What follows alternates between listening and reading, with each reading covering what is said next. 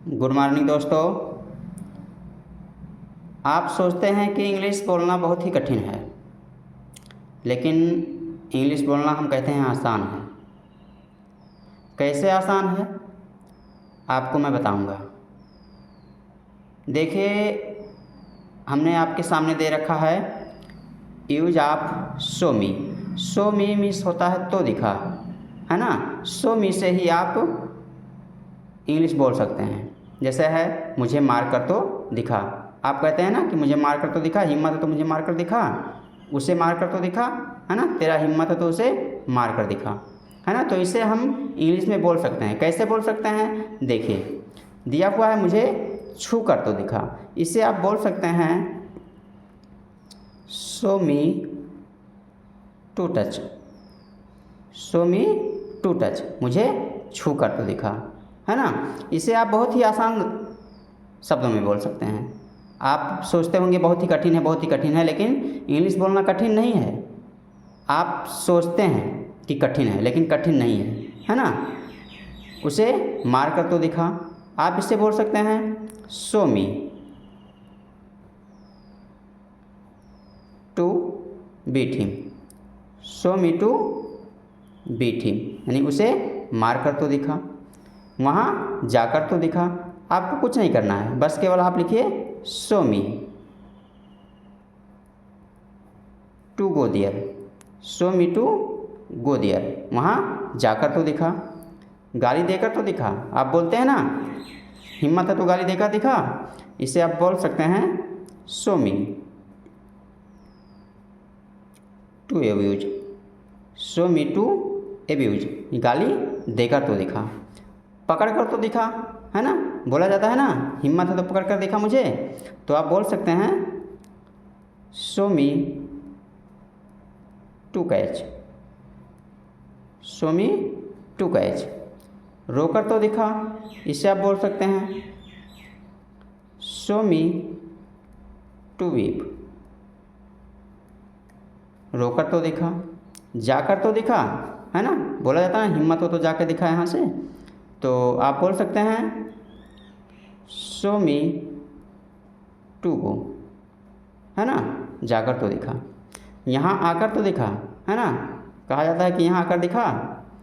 तो आप बोल सकते हैं show me to come here.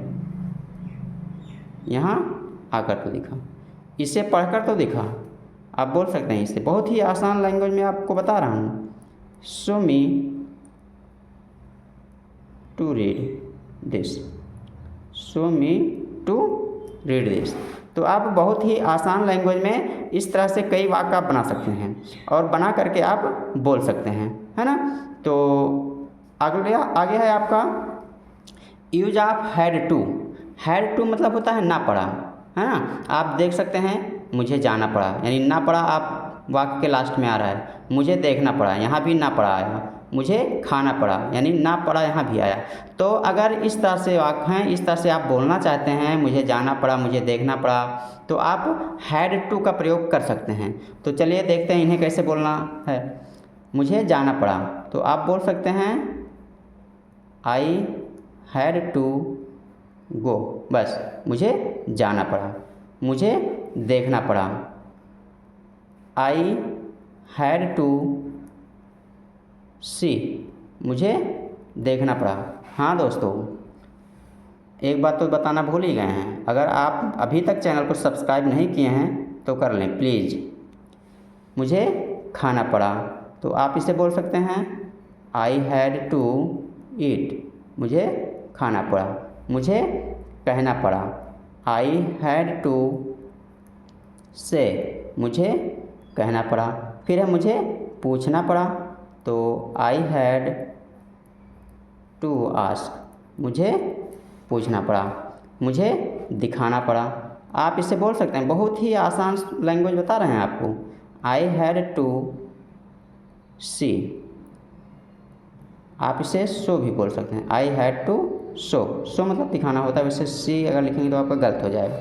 मुझे पीटना पड़ा, तो आप इसे बोल सकते हैं आई हैड टू बीट। मुझे पीटना पड़ा। मुझे बात करना पड़ा। इसे आप बहुत ही आसान शब्द में बोलेंगे, आई हैड टू टॉक, मुझे बात करना पड़ा। मुझे खेलना पड़ा, आई हैड टू प्ले। फिर है मुझे आना पड़ा, आई हैड टू कम। तो इस तरह से आप हैड टू का प्रयोग कर करके वाक्य बना सकते हैं। मुझे जाना पड़ा, मुझे देखना पड़ा, मुझे खाना पड़ा, इस तरह से आप कई वाक्य बना सकते हैं हैड टू का प्रयोग करके।